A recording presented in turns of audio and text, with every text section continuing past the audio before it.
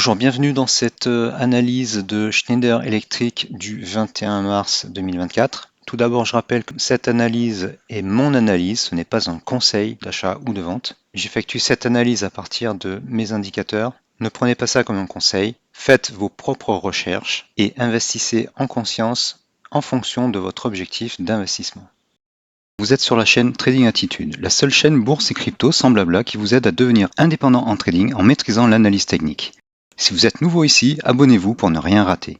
Donc Schneider Electric est dans une tendance haussière depuis janvier 2024.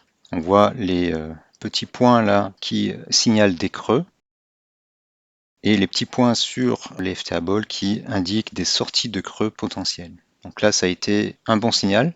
Et on est sur une tendance haussière avec une ligne support oblique sur laquelle on a rebondi plusieurs fois et on se trouve dans un canal horizontal, dans un range, une box. On a eu une box précédente à 212 à peu près qu'on a cassé à la hausse et là, eh bien, on va attendre une sortie par le haut ou par le bas. Côté indicateur, le FTA Ball 4 s'est détaché de son enveloppe supérieure, donc le momentum ralentit, c'est ce qu'on a vu sur les prix.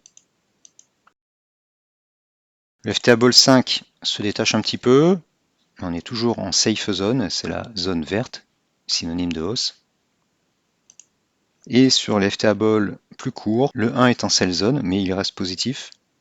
Et le 3 s'est aussi détaché, c'est-à-dire que sur cette phase-là, sur cette période-là, le momentum s'affaiblit. Et effectivement, la ligne de tendance était plutôt dans cette direction, donc avec cette pente.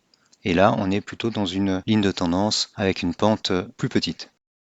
Donc ce qu'il va falloir faire, c'est attendre soit une sortie par le haut de cette box, soit une cassure de la ligne support, une cassure de l'asset rouge, de la ligne inférieure de l'asset rouge, ensuite de la ligne centrale de l'asset bleu.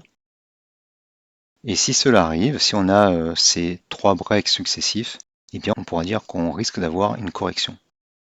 Donc pour l'instant, on est toujours en tendance haussière, en dérive latérale et on attend un éventuel rebond vers le haut.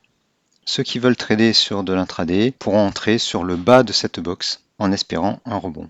Et pour cela, il faut aller en unité de temps inférieure, par exemple unité de temps 1 heure. Voilà, merci d'avoir suivi cette vidéo et à bientôt.